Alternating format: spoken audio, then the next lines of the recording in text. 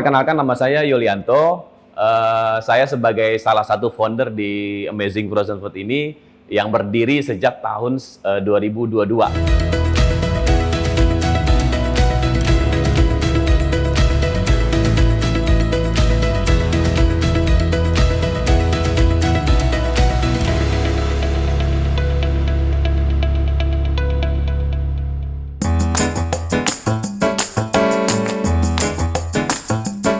Usaha yang kami jalankan ini namanya kan Amazing Frozen Food gitu ya. Jadi amazing itu sebetulnya nggak banyak yang tahu, terdiri dari dua suku kata. Jadi emak dan zing gitu. Jadi emak itu adalah ibu, zing itu adalah semangat. Jadi ibu saya kan senang masak gitu ya. Jadi kita berangkat dari bisnis ini menerapkan prinsip-prinsip semangat ibu. Jadi lebih ke situ. Jadi itu awal muasal dari kata amazing. Produk amazing ini terdiri dari 16 varian dan karena memang prinsip kita itu Nusantara, makanya di tagline kita itu jelajah rasa yuk gitu. Jadi amazing ini menghadirkan beberapa varian Nusantara, diantaranya adalah kayak varian betut itu dari Bali, varian bumbu hitam itu dari Madura, varian woku itu dari Manado, ada varian kalio dari Padang, ada varian rendang juga Padang ya atau Minang gitu ya. Kemudian juga ada varian dari Taliwang dari Lombok, ayam goreng ya Nusantara atau Melayu itu dari Nusantara juga. Jadi 8 varian ini yang masing-masing ada ayam dan bebek, jadi 16 varian totalnya. Nanti ke depan kita harapannya punya beberapa varian lagi yang mewakili beberapa wilayah di Nusantara. Ya awalnya dulu memang sejak pandemi ya, memang sejak pandemi itu kan frozen food kan tinggi sekali permintaannya. Kita coba berpikir pada saat itu dengan mengeluarkan sebuah produk mengikuti tren pada saat itu, bahkan sampai sekarang pun ini sejak pandemi itu kan masih terus meningkat permintaan untuk frozen food. Nah makanya kita coba mencari celah market di sana. Pilihannya adalah ayam dan bebek. Kenapa? Karena yang paling mudah kita dapatkan gitu. Dan kebetulan dapat chef yang kebetulan bidangnya di situ. Kita langsung coba trial gitu ya, kurang lebih untuk fast food segala macam, sampai akhirnya kita keluarkan brand Amazing ini dengan langsung fokus utamanya memang varian Nusantara yang target kita itu bisa menyebar ke seluruh Nusantara dan bahkan bisa sampai ekspor gitu.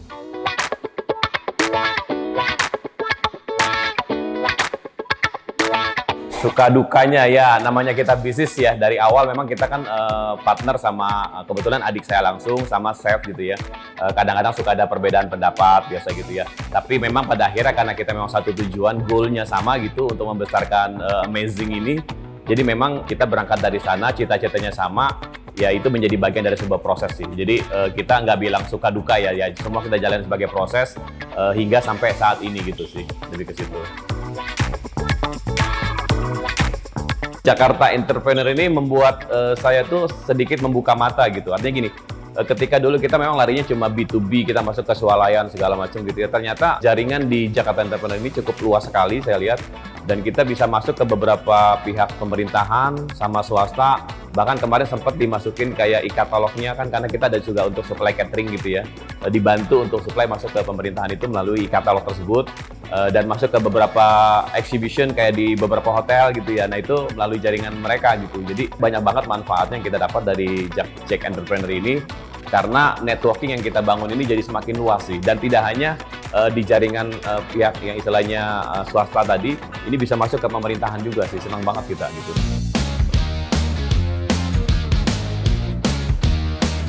Pencapaian memang kita start itu dari termasuk baru ya, dari 2022 itu kita baru start itu bulan September. Alhamdulillah permintaan atau market demand di market itu cukup besar gitu, karena ayam dan bebek itu kan sehari-hari yang kita makan ya, bukan barang-barang yang membosankan. Jadi kalau ada beberapa produk yang misalkan ya ada Koreaan, Jepang gitu ya, mungkin 1-2 tahun kan hilang di market. Tapi kalau kita ini kan udah puluhan tahun dan sudah terbukti ada di market, tinggal kita how to create demand aja. Jadi kita coba meng-create demand di market ini bahwa ya tadi saya bilang karena ayam kita ayam kampung gitu ya, khusus gitu ya. Jadi kita mengeducate market bahwa ini ayam kampung, beda dengan ada yang di pasar. Kadang-kadang harganya lebih mahal sedikit tapi worth it gitu. Karena secara kualitas pun lebih baik ketimbang yang ada di market. Kemasan kita pun juga cukup menarik gitu ya. Belum lagi kita lakukan branding segala macam. Jadi alhamdulillah saat ini kita sudah masuk di sekitar 30 titik di supermarket di beberapa Jabodetabek. Bahkan kita kerjasama dengan grupnya Hypermart, mereka supply di Primo Swalayan, di Freeport, kemudian sama di Kepulauan Obi. Jadi untuk pertambangan itu cukup bagus. Kita juga bekerja sama dengan distributor di beberapa area Kalimantan dan Sulawesi. Jadi ada di 5 kota di sana, ada di Samarinda, Banjarmasin, di Balikpapan, Pontianak, sampai ke Manado. Di Jabodetabek sendiri kita sudah hampir lumayan banyak titik-titik frozen kita, mungkin lebih dari 200 titik kali yang kita sudah supply. Ya, saya berharap bisnis ini bisa sustain, ya kan, sustain membawa kebaikan atau manfaat buat karyawan terutama, kemudian buat pihak-pihak yang related dengan kita atau stakeholder-nya, bisa peternaknya, kita bisa memajukan peternak itu dengan kita memberikan order rutin ke mereka, mereka bisa supply secara berkala, kemudian kita bisa juga melakukan pemberdayaan ke mereka juga. Tadi saya bilang tuh karyawan keberlangsungan tentu ya, karena kita juga punya karyawan di sini, buat kita juga pemegang saham juga punya kepentingan untuk mensejahterakan mereka. Kemudian juga buat pemerintah, harapan kita bahkan bisa tembus sampai ke market ekspor.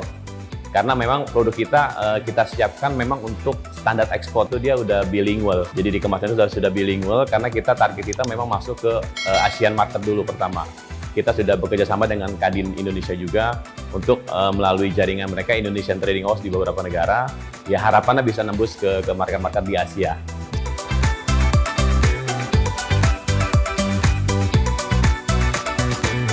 Baik, teman-teman entrepreneur, yang saya selalu menjadikan acuan buat saya itu punya prinsip kemauan, kemampuan, dan kesempatan. Jadi 3 hal ini menurut saya bisa dijadikan tips juga buat kawan-kawan. Yang pertama adalah kemauan itu yang paling penting buat saya gitu. Jadi ketika kita memiliki kemauan itu rasanya kita bisa melakukan sesuatu, niatnya itu sudah ada. Kemudian kita harus juga meningkatkan kemampuan gitu. Jadi kalau kita nggak mampu pun kan percuma gitu ya. Jadi harus kita juga mampu juga, karena kesempatan ini akan datang dan tidak bisa diulang lagi gitu. Jadi menurut saya ketiga hal ini harus berjalan beriringan. Jadi misalkan kita hanya punya kemauan gitu ya, dan juga kita ada kemampuan, tapi kita nggak pernah ada kesempatan, saya pikir itu nol besar, nggak bakal bisa sukses gitu ya. Atau sebaliknya, misal kita punya kemauan kita tinggi gitu ya, kemudian kesempatan itu juga cukup bagus gitu, tapi kita nggak ada kemampuan atau nggak mau meningkatkan kemampuan, nah itu sama aja juga nol besar gitu. Sebaliknya juga kalau misalkan kita mampu gitu ya, dikasih kesempatan yang baik sama Jack Entrepreneur tadi, tapi kita nggak punya kemauan. Jadi 3 hal ini harus jalan beriringan menurut saya, supaya kita atau saya atau teman-teman sekalian bisa sukses bareng-bareng sih. Lebih ke situ sih mungkin tipsnya gitu ya. Mengucapkan terima kasih banyak kepada Jakarta Entrepreneur, juga pemerintah DKI Jakarta yang telah memberikan fasilitas buat kami sebagai membernya Jakarta Entrepreneur ini. Juga buat teman-teman juga merasa mungkin sangat bermanfaat program yang diberikan atau fasilitas yang diberikan oleh Jakarta Entrepreneur. Harapan saya mungkin ke depan makin bisa ditingkatkan, bahkan bisa membawa kami semua nih UMKM bisa go global, tidak hanya domestik gitu. Senyum UMKM, bahagia kita semua.